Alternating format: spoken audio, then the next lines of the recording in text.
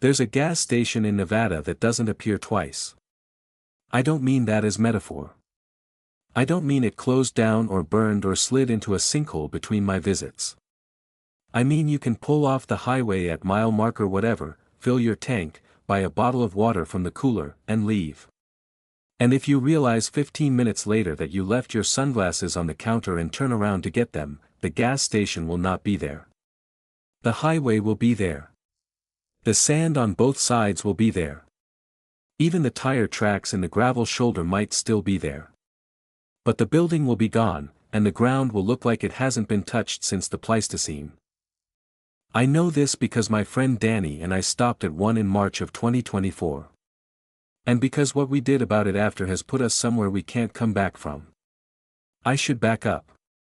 Danny and I have been friends since sophomore year at UNR. She was a lit major who read too much Borges and I was an engineering student who thought that made her interesting, which she later told me was the most backhanded compliment she'd ever received. By the time of the gas station, we were 27, living in separate apartments on the same street in Reno, and carpooling often enough that we developed an unspoken system: whoever drove picked the music, whoever rode shotgun handled snacks and navigation. This will matter later, because it means I was paying close attention to the GPS. In March, our college friend Ava was getting married in Las Vegas. Danny and I decided to drive instead of fly because Danny hated airports and I hated spending money. It's about a 7-hour drive down US 95 through the kind of Nevada landscape that makes you understand why people used to test nuclear weapons here, not because it's ugly, but because it looks like the world hasn't fully committed to existing in this part of the state. Long stretches of nothing, punctuated by towns that feel like rough drafts of towns. We left Reno around 9 in the morning. I drove the first leg. Danny handled the AUX cord and the snack bag, which she'd packed with the kind of road trip optimism that results in 4 types of chips and no water. By noon, we were somewhere south of Hawthorne, and the gas gauge was dipping below a quarter tank. There's supposed to be a Chevron in Tonopah, I said. That's another hour. Can we make it? I did the math. Probably. But probably isn't my favorite word when you're 60 miles from the nearest town in any direction and it's March in the desert, which means it's either 50 degrees or 85 and there's no way to know which until you step out of the car. Keep an eye out for anything closer, I said. Danny pulled up the map on her phone. Nothing between us and Tonopah except a dot labeled Coaldale, which she said was less a town and more a legal technicality. I started driving a little more gently, nursing the gas. Then we came around a long curve and there it was. A gas station, sitting about 40 feet off the right side of the highway. 2 pump islands, a flat-roofed convenience store, a sign on a tall pole that said Lodestar in white letters on a dark blue background. The whole thing looked like it had been built in the 1980s and left to bake. The concrete apron was cracked. The pumps had analog faces with little rolling numbers. But the lights were on, and there was a faded open sign taped inside the glass door. Lodestar, Danny read. Never heard of it. Me neither. But gas is gas. I pulled in. The pump took my card on the first try, which was more than I could say for some stations in Reno. Regular was $3.89 a gallon, weirdly cheap for rural Nevada, where you can pay close to $5 just for the privilege of being the only customer within a 50-mile radius. I filled the tank while Danny went inside to find a bathroom and see if they had any water, since she'd failed to pack any. She came back a few minutes later with a plastic bag, 2 bottles of water, a pack of peanuts, and a tightly wrapped sandwich that looked like it had been made with genuine optimism. Bathrooms around the side, she said. It's actually clean. And the guy behind the counter is sweet. Old guy. Asked me if it was my first time through. First time through where? I don't know. The area? The highway? I just said yes and he smiled.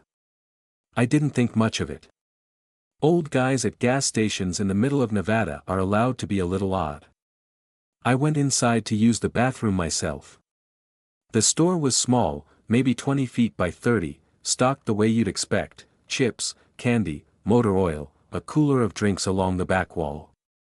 A wire rack of sunglasses near the register. The radio behind the counter was playing something I almost recognized, a country song that had the cadence and twang of a specific era but whose lyrics I couldn't quite catch.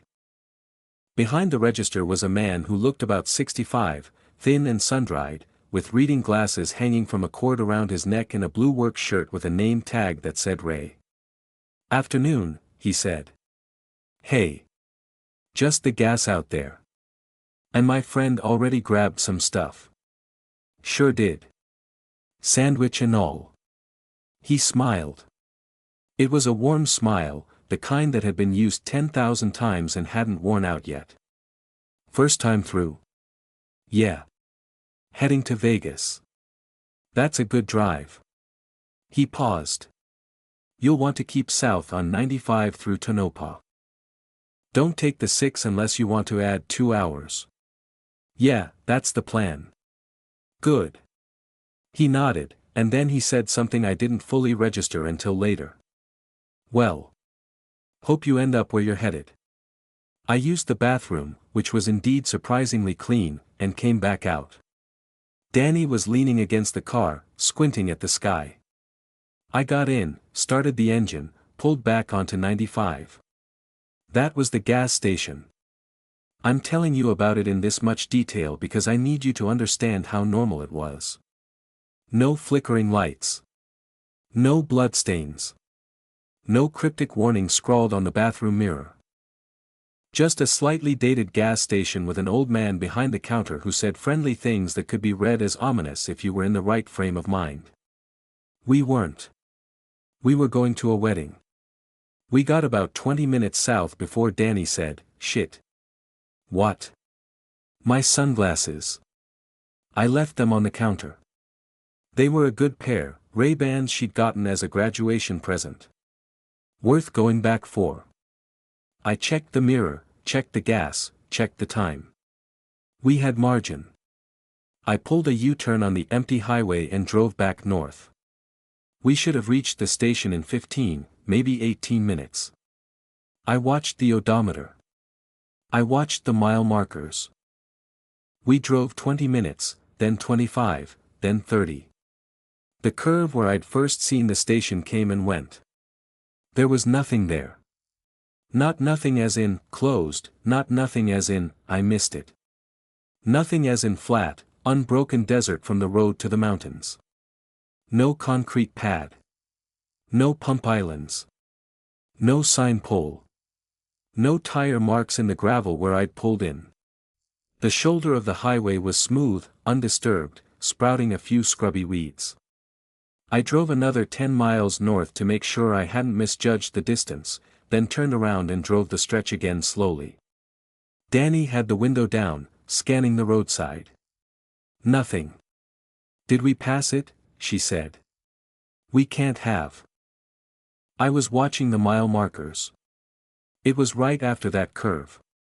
Maybe it was before the curve. It was after. I remember the curve. We drove the stretch 3 more times. Nothing.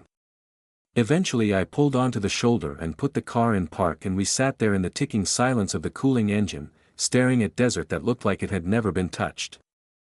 "I had a receipt," Danny said. She dug through the plastic bag. The sandwich was there. The water was there. No receipt. "I paid at the pump," I said. "It'll be on my card." I pulled up my bank app. There was no pending charge. The last transaction was a coffee in Reno that morning. As far as my bank was concerned, I hadn't bought gas since Tuesday. We sat there for a long time. Eventually Danny said, "Do we tell people about this?" "Tell them what?" "We stopped at a gas station that doesn't exist. We have the sandwich." I looked at the sandwich. It was wrapped in plain white paper. No label, no branding, no sticker from Lodestar or anywhere else. It could have come from any kitchen in the world. "We ate the peanuts already," she said quietly. I started the car. We drove to Las Vegas.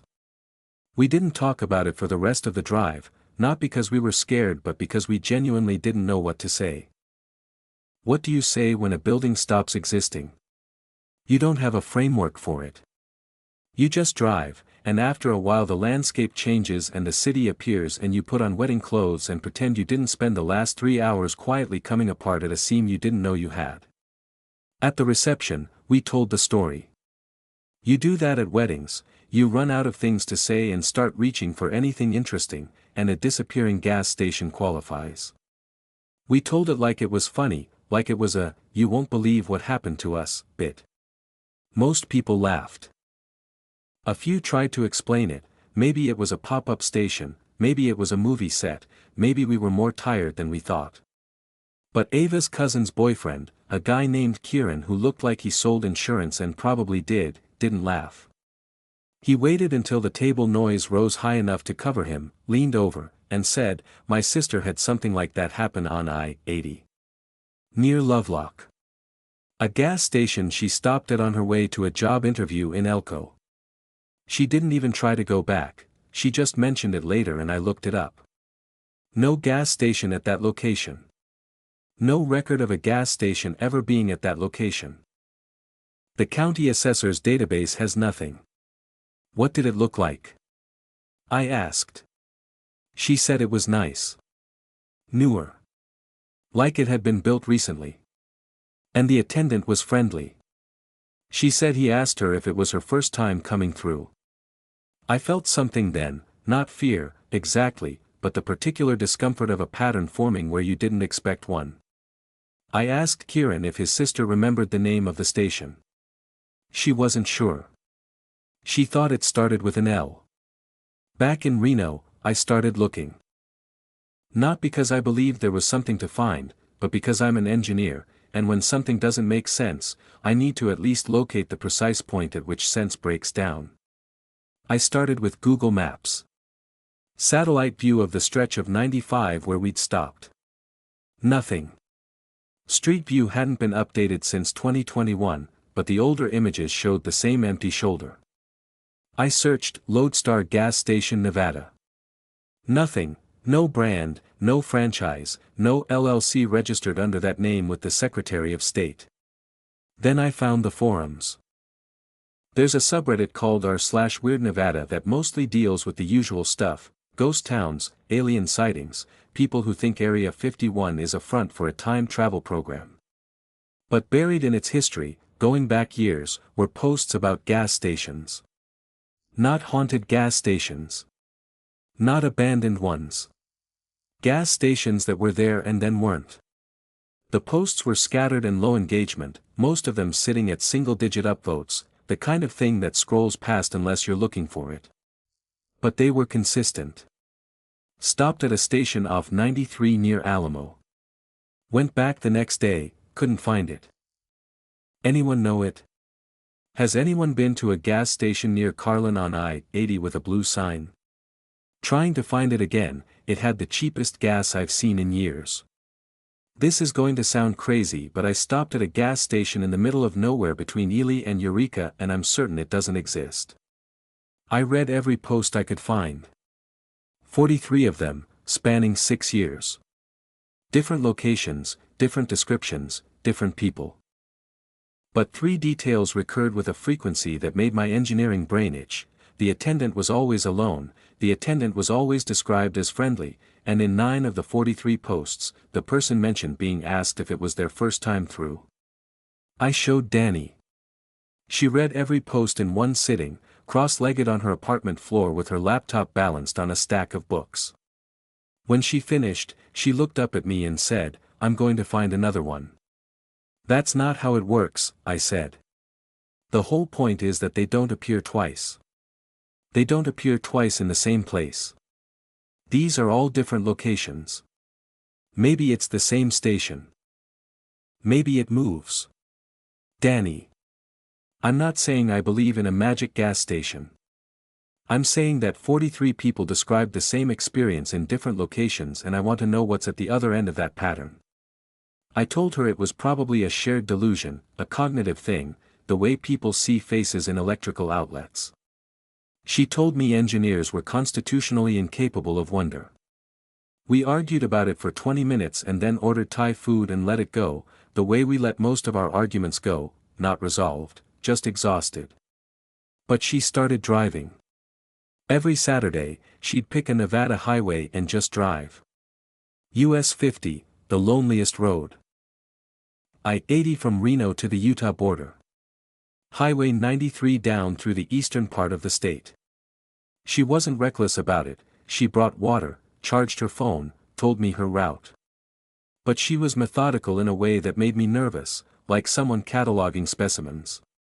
She was treating it like fieldwork. 3 weeks in, she'd found nothing. I was relieved.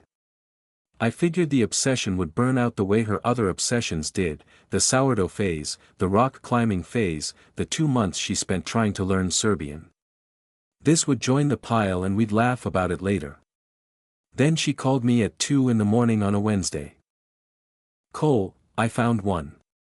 I was in bed, groggy, annoyed. Found what? A station. A lodestar station. I-80, about 10 miles east of Winnemucca. I'm in the parking lot right now. I sat up. You drove to Winnemucca on a Tuesday night? I couldn't sleep. I just started driving. And it's here, Cole. It's different, it's newer, it's got digital pumps, the building is glass and aluminum instead of cinder block, but the sign says Lodestar. Same blue background. Same white letters. Did you go inside? I went inside. And? A pause. Long enough that I heard the desert whine through her phone speaker, a thin sound like someone pressing air through their teeth. It's the same guy. Same face. Same name tag. Ray. I didn't say anything. He asked me if it was my first time through. I said no. And he looked at me, Cole. He looked at me like, I don't know. Like I'd said something sad. And then he said, then you've already moved. What does that mean? I don't know.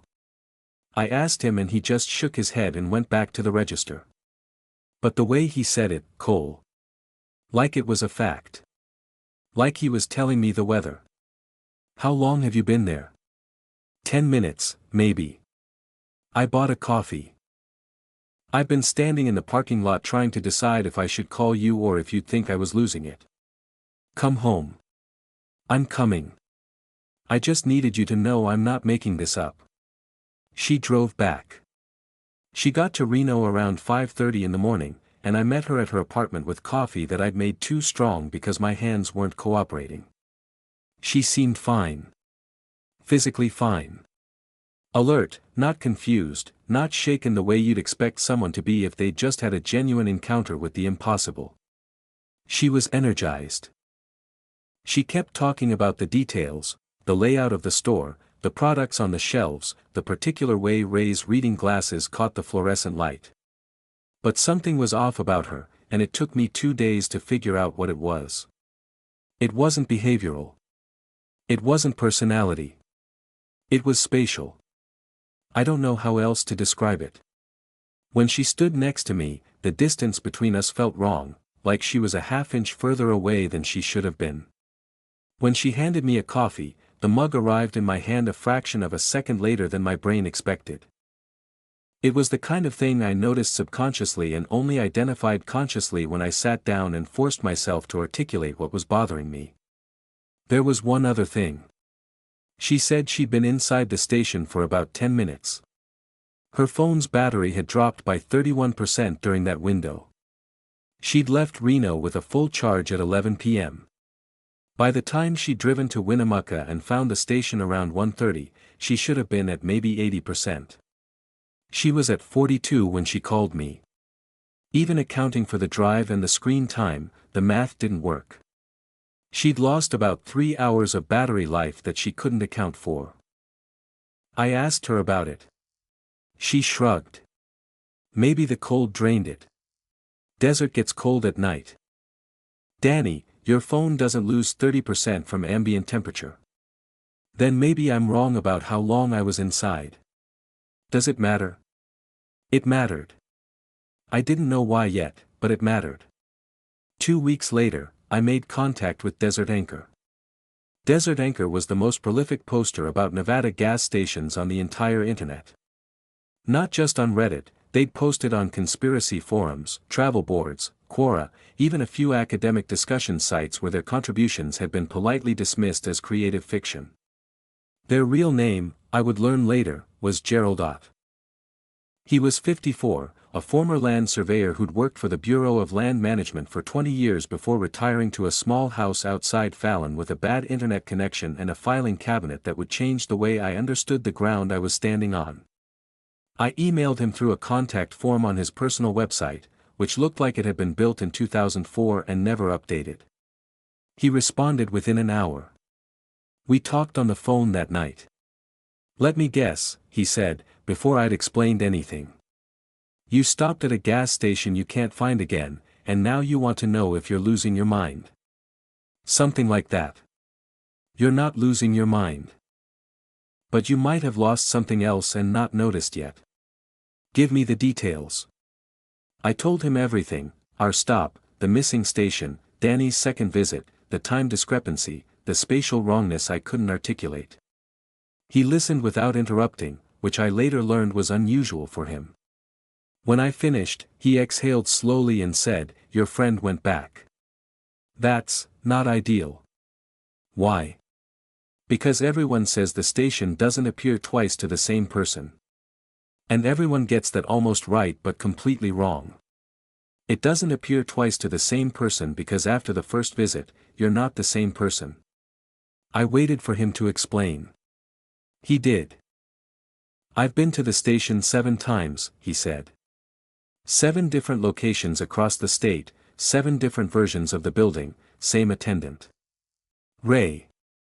I've been tracking this for 12 years. Let me ask you something.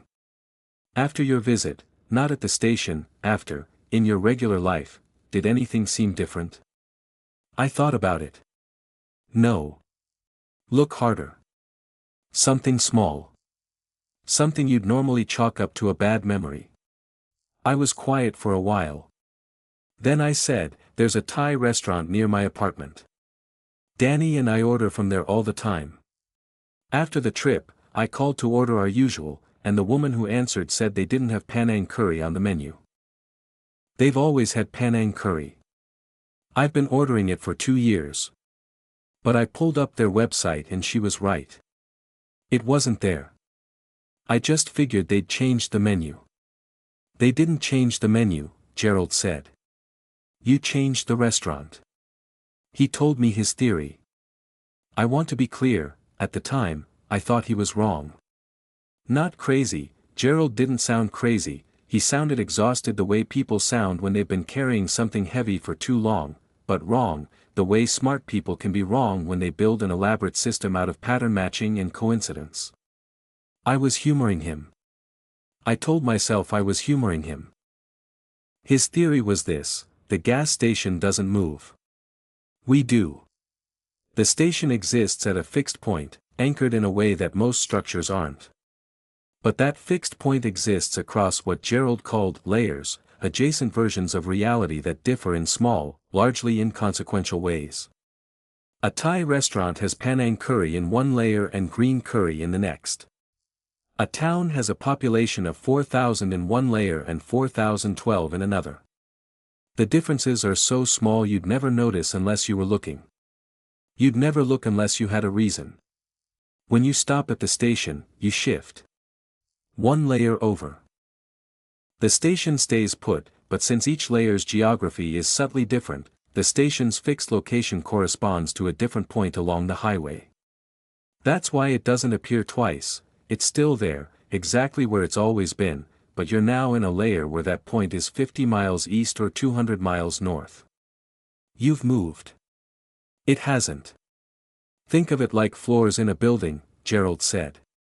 The elevator shaft is in the same place on every floor. But on floor 3, it opens into a hallway with blue carpet, and on floor 4, it opens into a hallway with gray carpet. You ride the elevator, you step out, the carpet is a different color, and you think the elevator moved. It didn't. You went up a floor. I started. Insane. I know. I said the same thing after the second time. Here's the part that made me stop saying it. He sent me a photograph while we were still on the phone. It took a moment to load over his rural connection. When it resolved, I was looking at a gas station, newer than the one Danny and I had found, older than the one she described near Winnemucca. Different architecture. Same blue sign, same white letters, Lodestar. The photo was taken from outside, angled slightly toward the front door. Through the glass, visible inside the store, a figure was standing near the counter. It was Danny. Not someone who looked like Danny. Danny. Same canvas jacket she'd bought at a thrift store in Midtown, same posture, same way of standing with her weight on her left foot and her right hand tucked in her pocket. I recognized her the way you recognize someone you've known for 7 years, not by features but by the entire geometry of them. When did you take this? I asked. Check the metadata. I checked. The photo had been taken in April of 2021. 3 years before Danny's visit to the station near Winnemucca. That's not possible, I said. It's not possible if the station exists in normal time. It doesn't. The station is fixed in location and it's fixed in time, or something close to fixed. Time inside doesn't map to time outside. Your friend said she was in there for 10 minutes but lost 3 hours of phone battery. That's because time inside the station is, compressed isn't the right word. Overlapping. The station exists across a span of time the same way it exists across the layers. When your friend walked in, she was present in the same space as every other moment that station has ever existed. My photo from 3 years ago caught her there because she was there, even though she wouldn't walk through the door for another 3 years by outside counting. Then Ray. Ray walked in once. A long time ago, decades, probably. And he's been there ever since. Every moment of the station's existence, all at once. He's not aging because he's not in a timeline anymore. He's in the station. He is the station, in a way. The only person who's been through enough times to become permanent. I sat with the phone against my ear and listened to the static of Gerald's connection and tried to find the hole in what he was telling me. The engineer in me was tearing it apart. But the part of my brain that had stood on an empty highway shoulder looking at undisturbed dirt where I'd pumped gas 4 hours earlier, that part was quiet and attentive and very still. How do you know all of this? I asked. Because I've been through 7 times. And each time, the world on the other side is a little more different from the one I left. He told me about the differences. His daughter's school, she'd gone to Cold Springs Elementary before his first visit. After his third, she went to Desert Heights Middle School. Same daughter, same grades, same friends. Different school in a different part of town. His wife didn't remember a vacation they'd taken to Yellowstone because in this layer, they'd gone to Glacier instead. He had a scar on his right forearm from a bike accident when he was 12. After his 5th visit, the scar was on his left. The differences are always small, he said. Always deniable. You can always tell yourself you misremembered. That's how it works, not through anything dramatic, but through plausible deniability. You can always choose to believe your memory is wrong, and life goes on. Most people take that option. It's easier. I asked him why he kept going back, if each visit shifted him further from the reality he started in. He was quiet for a long time. Then he said, after the second time, my son was alive. I didn't ask him to elaborate. He elaborated anyway. My son Aaron died in 2016. Car accident on I-80 near Fernley. I went through the station for the second time in 2018, not on purpose, not looking for it, just stopped for gas and there it was, and when I came out, Aaron was alive. Different college, different girlfriend, a tattoo I'd never seen on his shoulder. But alive. Breathing. Calling me on Sundays. His voice didn't waver. It was the voice of someone who told this story to himself so many times it had gone smooth. I didn't plan it. Didn't know it could happen. But once it did, the thought was there, and I couldn't unfeel it. What else might be different, one layer over? What else might be better? And is it? I said. Better? Some things. Some things are worse. After the fourth time, my sister and I don't speak anymore. I don't know why. In this layer, there was some argument in 2014 that I don't remember because I wasn't here for it. I have the consequences of a fight I never had, and she won't tell me what it was about because she thinks I'm being cruel by pretending not to remember. He paused. After the seventh, I stopped. Not because I wanted to. Because I'm starting to slip. Sometimes I turn a corner and the street is wrong for half a second, different name, different storefronts, and then it corrects. Like I'm between layers and can't hold on to just one. I think if I go through again, I might not land anywhere solid. I might just keep sliding. I met Gerald in person 2 days later. Danny and I drove to Fallon together. Gerald was exactly what I'd expected from his voice, a weathered, careful man in a small house filled with filing cabinets and maps. He'd pinned his 7 station locations on a wall-mounted map of Nevada with red thumbtacks. The pins formed no pattern I could see, no line or circle or constellation. Just 7 random points scattered across the state, connected by nothing except the experience of one man who'd left a slightly different version of himself behind at each one. He showed us his evidence. A marriage certificate listing an address that didn't exist in this layer. The street it named had been rezoned into a park 3 years before the certificate was supposedly issued. Photos with EXIF timestamps that contradicted the events in them. A stack of receipts from businesses his bank had no record of him visiting. All of it the kind of thing that could be explained individually, clerical errors, software bugs, misremembered addresses, but taken together formed a body of proof that Gerald had been systematically displaced from the reality he'd been born into, one gas station visit at a time. He was sane. That was the thing that got me. Gerald was not a man who'd lost his grip on reality. He was a man who'd been gripping harder than anyone should have to for 12 years, and the strain showed in his hands and his eyes and the precise way he placed each word, as if the whole structure would collapse if he got careless. Danny asked him about Ray. Gerald repeated what he'd told me on the phone, that Ray was someone who'd gone through so many times he'd stopped existing in any single layer. He'd become distributed. Part of the station's structure, the same way the pumps were, the same way the blue sign was. Spread across every version of it in every layer. He's not trapped, Gerald said. Or if he is, he doesn't experience it that way. Every time I've talked to him, he seems at peace. He mans the register. Stocks the shelves. Asks people if it's their first time through. I think that question is the only warning he can give. If you say yes, he knows you don't know what just happened to you. If you say no, he knows you've already shifted, Danny said. Gerald nodded. And he knows you're going to shift again, because the kind of person who comes back is the kind of person who keeps going back. After we left Gerald's house, Danny told me what she'd been holding back.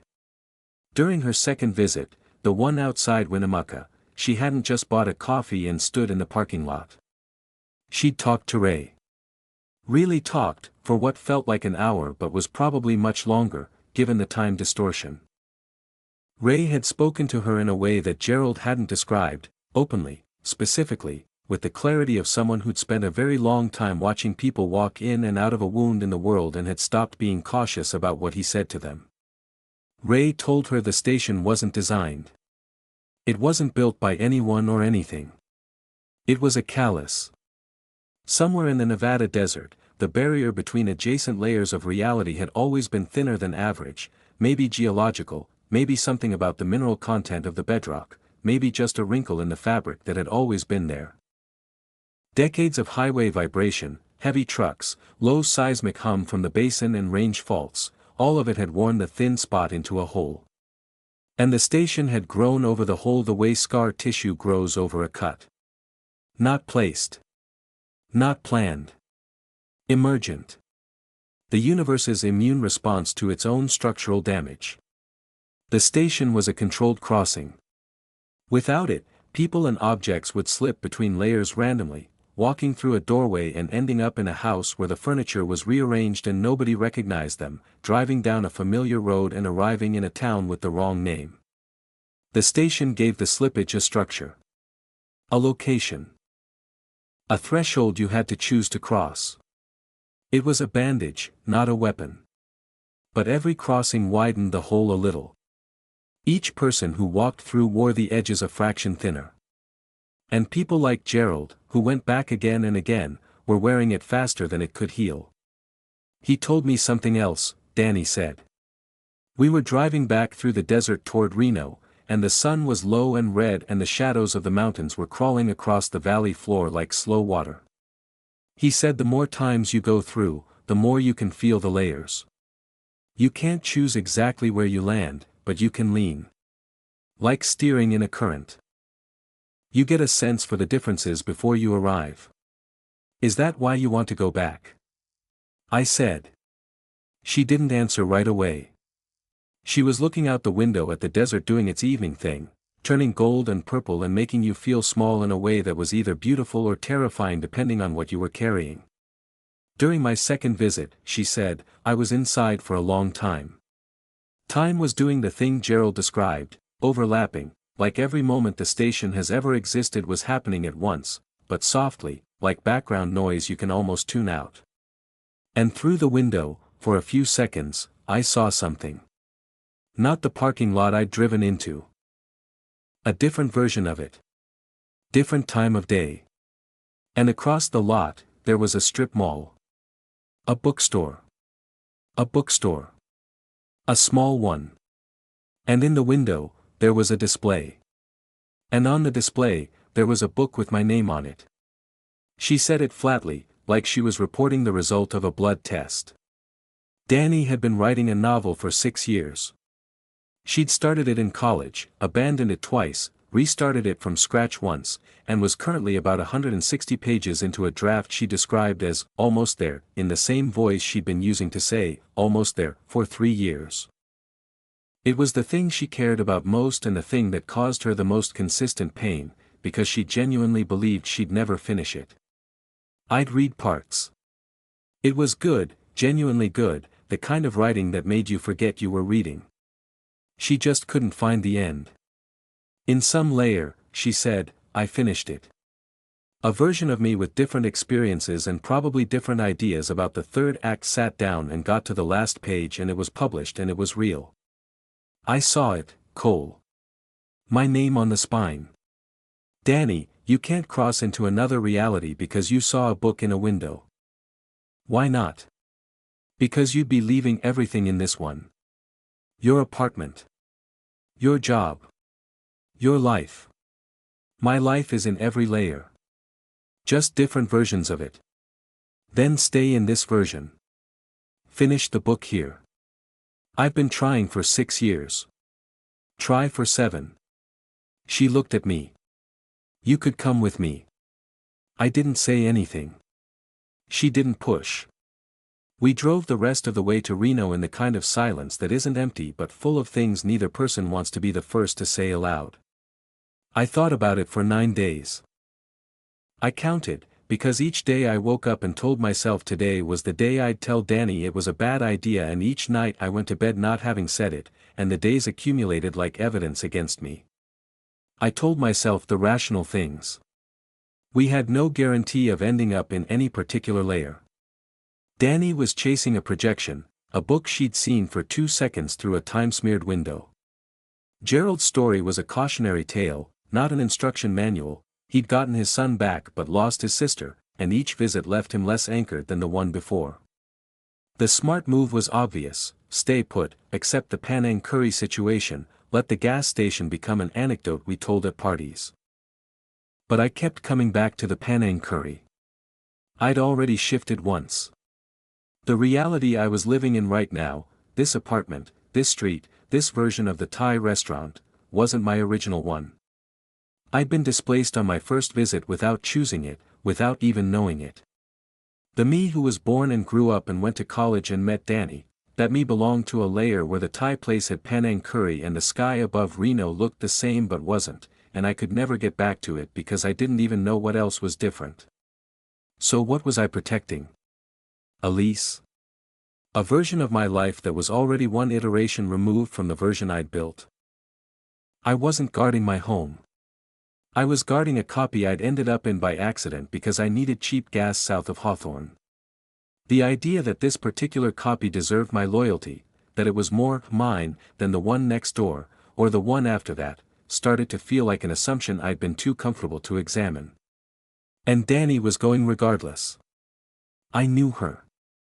I'd watched her learn Serbian for 2 months just to read a short story in its original language. When she decided something mattered, she moved toward it with the steady, unshowy inevitability of water finding a drain. She'd go alone if I let her. And if she went alone, she'd shift into a layer where I existed but hadn't come with her, and the version of me in that layer would be someone who looked like me and sounded like me but didn't share the 7 years of accumulated context that made our friendship what it was. She'd be alone in a world full of approximate people. I'd seen what that looked like.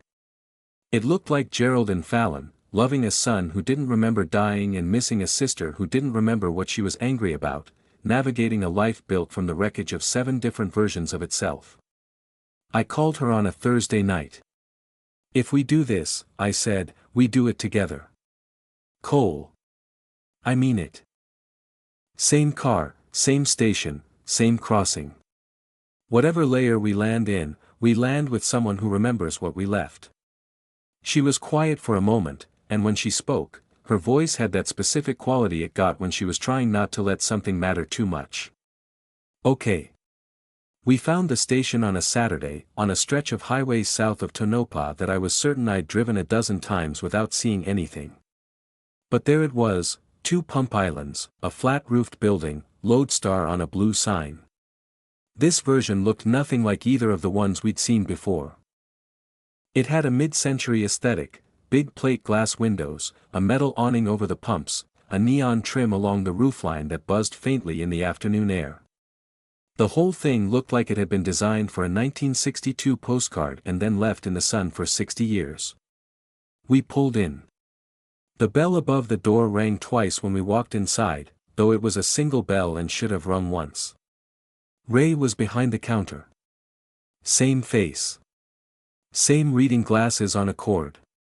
Same blue work shirt, same name tag. He looked up and smiled the way he always smiled, warm, practiced, 10,000 repetitions deep. First time through. Third for me, Danny said. Second for him. Ray studied us. Not with suspicion, with the careful attention of someone estimating weight on a bridge, making sure the structure could hold. Third is when you start to feel it, he said to Danny. Then he looked at me. Second is when you start to choose. We're choosing, I said. He nodded slowly. Together. Together. He reached under the counter and pulled out a small paper bag. He put a bottle of water in it, and a pack of peanuts, and placed it on the counter between us. For the road, he said. Ray, Danny said. How many times have you been through? He considered this the way you'd consider a math problem where the numbers had gotten too large to keep in your head. I stopped counting somewhere around 40. After that, the layers started blending. I'm not in any one of them anymore. I'm in the station. He said it without sadness. The station is honest. It's the same every time, in every layer. That's more than you can say about most things. We didn't stay long. There didn't seem to be a reason to linger. The crossing wasn't a ritual, it wasn't a ceremony, it was a gas station with a bell that rang wrong and a man behind the counter who existed everywhere and nowhere. We bought the water and the peanuts and walked back to the car and sat there for a moment with the engine off, the desert wide and amber around us, the lodestar sign buzzing overhead.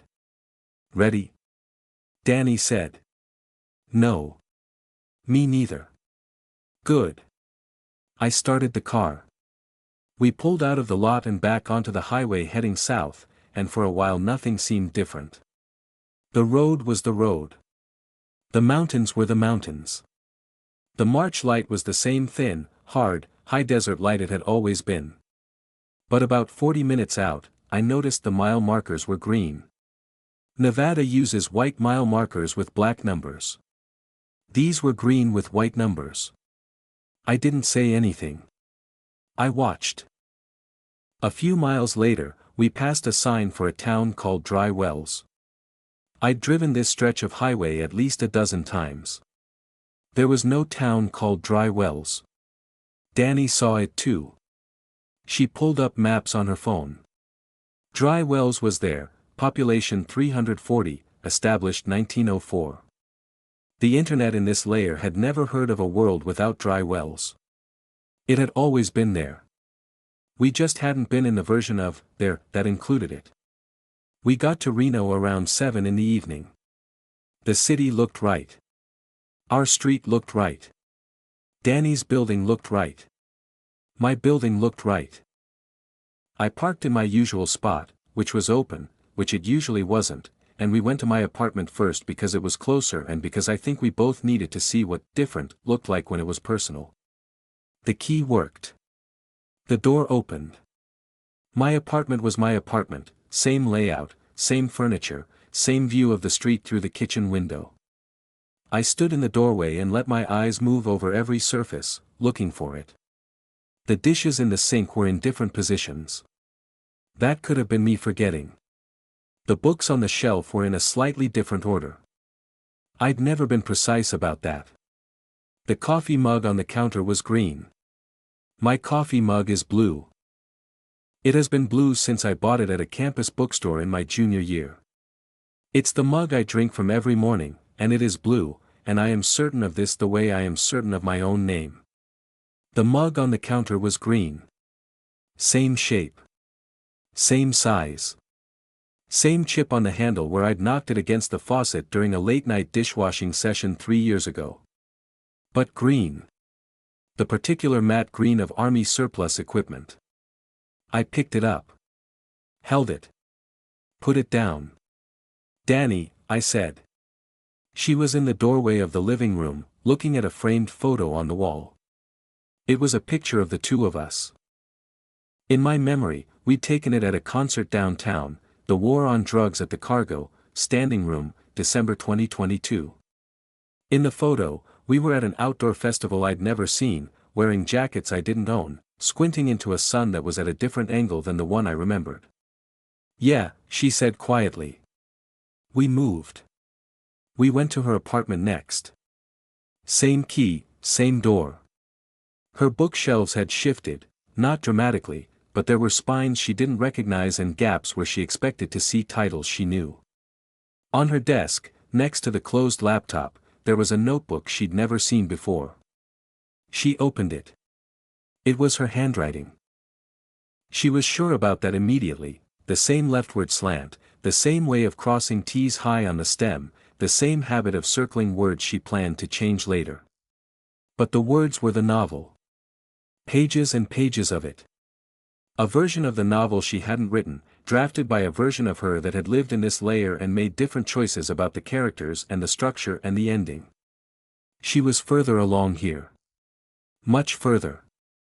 The notebook was nearly full, and the last entry trailed off mid-sentence at the bottom of a page, as if the writer had been interrupted or had simply gotten up to make coffee and hadn't come back yet. Danny sat on the bed and read for a long time.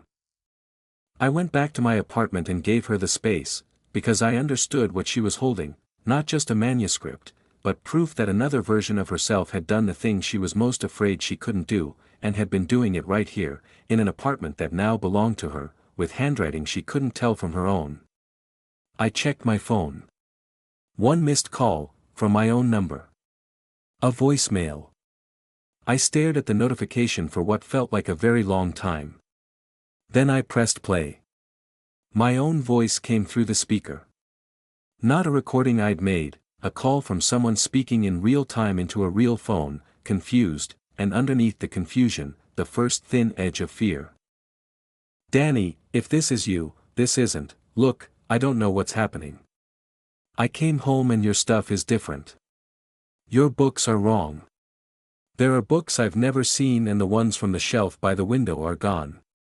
And my mug, my green mug, it's blue. It's been green since college. I'm looking at it right now and it's blue. And there's a photo on the wall from a concert I've never been to. Call me back. I need you to tell me I'm not losing my mind. The voicemail ended. I played it again.